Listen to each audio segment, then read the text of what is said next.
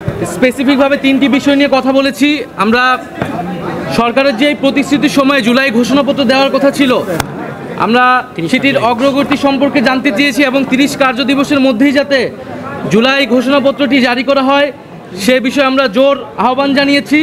কারণ আমরা এর আগেও দেখেছিলাম জানুয়ারি মাসে একটা ডেট দেওয়া হয়েছিল, সরকার প্রতিশ্রুতি দিয়েছিল, এই আন্দোলনের প্রেক্ষিতে আরেকটি প্রতিশ্রুতি দিয়েছে। এইবার যাতে প্রতিশ্রুতি ভঙ্গ না হয়। দ্বিতীয়ত আমরা বলেছি যে এই জুলাই মাস আসতেছে, 1 বছর পূর্তি হবে আমাদের গণ অভ্যুত্থানের। 5ই আগস্টের আগেই এই জুলাই মাসের মধ্যেই যাতে জুলাই সনদটি কার্যকর করা হয়, সকলের স্বাক্ষর নিয়ে আমরা যাতে জুলাই সনদ করতে পারি। এবং জুলাই সনদ কার্যকর হওয়ার আগে নির্বাচনের তারিখ ঘোষণা করা ঠিক হবে না। জুলাই সনদ ঘোষণার আগেই যদি নির্বাচনের তারিখ ঘোষিত হয় তাহলে সংস্কার প্রক্রিয়া ব্যাহত হতে পারে।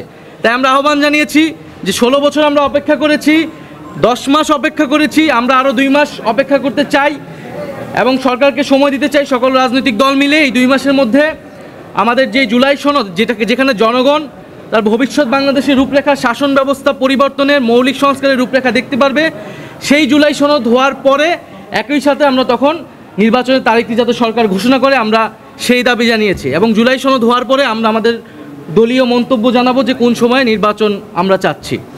আর সর্বশেষ আমরা নির্বাচন কমিশনের কথা বলেছি, যেটা আমরা এর আগেও বলেছি যে আমাদের একটি সুষ্ঠু নির্বাচনের জন্য আমাদের সবচেয়ে গুরুত্বপূর্ণ বিষয় হচ্ছে নির্বাচনী ব্যবস্থার সংস্কার। নির্বাচন নিয়ে যত সংখ্যক আইন, নির্বাচন কমিশন সংক্রান্ত যে আইন, সেই আইনগুলো সংস্কার করে এই নির্বাচন কমিশন পুনর্গঠন করা। এবং নির্বাচন কমিশন এখন যে প্রক্রিয়া চলছে সেখানে আমরা আস্থা রাখতে পারছি না, নিরপেক্ষতা প্রশ্নবিদ্ধ হচ্ছে। এটি যাতে সরকার বিবেচনায় নেয়। এবং একটি উচ্চ আদালত থেকেও আমরা দেখেছি নির্বাচন কমিশন নিয়ে প্রশ্ন তৈরি হয়েছে। তো সার্বিক বিবেচনায় নির্বাচন কমিশন যাতে পুনর্গঠন করা হয়। আমরা এই 3টি বিষয়ে মূলত আলোচনা করেছি। ধন্যবাদ।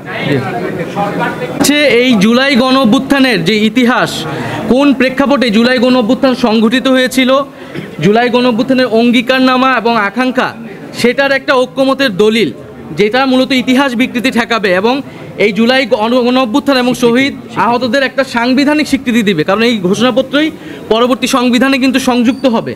আর জুলাই সনদ হচ্ছে আমাদের রাষ্ট্র কাঠামোর যে সংস্কার, যে কোথায় কোথায় আমরা সংস্কারগুলো করব এবং সেই সংস্কার যাতে পরবর্তীতে অব্যাহত থাকে, বিচারের বিষয়টা যাতে আমাদের অব্যাহত থাকে, সেই বিষয়ের একটা ঐক্যমতের দলিল। ধন্যবাদ। জি জি জি, ঠিক আছে। আমরা জুলাই সনদ হওয়ার পরে